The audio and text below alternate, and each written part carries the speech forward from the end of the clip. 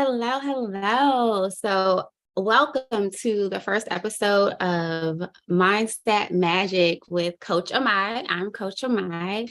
And today I just wanted to kind of just talk about what's possible. So, I have like on my channel, I talk about like unprocessing your diet and I talk about other things, but like mindset is like everything. So I was like, why not create another segment focusing on mindset? So that's what this is all about. Just a little background.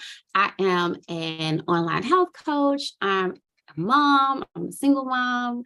I'm building my coaching business. I am doing a lot. And one thing that I love though is learning about mindset and like personal development, because I just believe like when you develop yourself, when you develop your skills, like it's not just for a job or a career, it's for life, right? So when you are constantly working to grow and just tap into the power of your mind, like it's amazing and it can literally shift your life. So let's see. I just wanted to pull up my little thing. Okay, here it goes. So the focus of today is like what's possible. And I am very vulnerable. Like I have no problem like opening up and sharing things. But sometimes it's like, do I really want to share that? Like, is that too vulnerable? Like, are people going to judge me? But you know what? It doesn't even matter because I feel like when we're vulnerable, when we share our stories, it gives other people permission to share their stories. And then it helps people not feel so alone. It helps people feel connected to you. So maybe you'll see yourself in me. Maybe this is something, maybe you've gone through some things similar, or maybe, you just have your own challenges and you can just relate. So that's why I open up and I'm like I'm an open book, So like right now, I'm really focusing on what's possible, right? Like, what can you imagine for your life? I have been really diving into the universal laws and revisiting them. And they're so powerful because they are the guide to how this universe works. And law number one, the law of mentalism, is just so powerful. And like, you could probably spend like years just on that one law alone. But like just really thinking what's possible, what can you truly imagine for your life, right? So like right now, I'm currently receiving support from the government. Okay. So right now I'm receiving food stamps to, help make ends meet. And I could be like, oh, like that's shameful, but hey, it is what it is. Like I was laid off from my job of 5 years at the beginning of the year. And I worked there, as a health coach. And I loved it because I got to do like my passion, my love. Like I eat, breathe, and just live like healthy living. Like that's always been my passion, So I remember when I found this job and it was like, oh my gosh, like I get to work and help people all day. Like this is amazing. So I did that. And then for a couple of years, and then I started coaching coaches to help them get better with their clients and, get better outcomes for their clients. So it was just like everything I loved. And then I got laid off at the beginning of the year.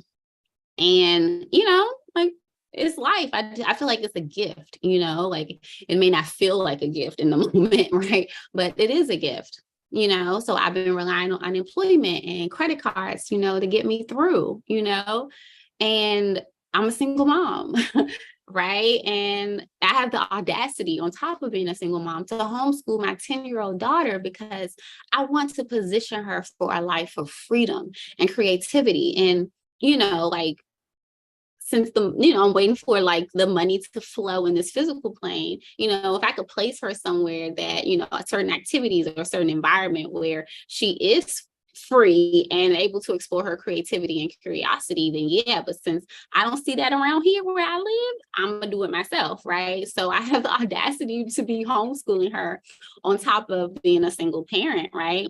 I had a mental breakdown. Okay, I had a mental breakdown a few months ago. They landed me in the psych ward. So all the pressure from working at my job, from being burnt out, from, trying to figure out how I'm going to make things work, dealing with depression, like everything. I just end up having a serious mental break. And I wanted to, at the moment, I wanted to just not be present. my daughter watches this channel, so I'm trying to like be mindful of what I say, but I just didn't want to be present anymore, so I ended up being taken to a psych ward. I was there, for a little bit, and not fun. I have a story on my channel about my experience with the psych ward, so check that out, because whew.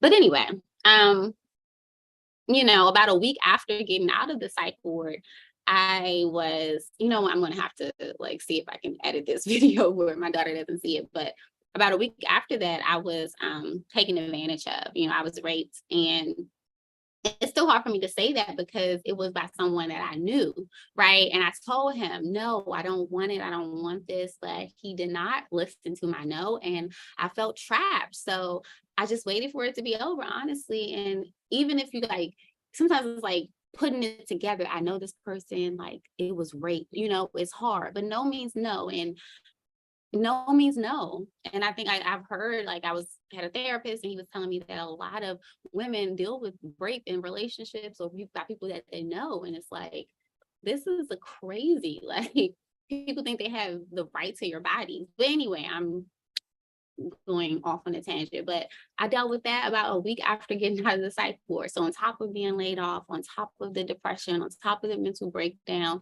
on top of not wanting to be present, I was taken advantage of physically, and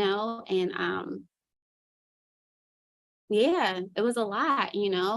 I live in one of the most crime-ridden parts of DC. Okay, I see women selling their bodies to support a habit on a daily basis. I see little kids out all times of night by themselves. Like almost every night I hear shots ringing.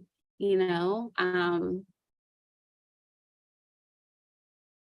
you know what? I keep my mind on what's possible.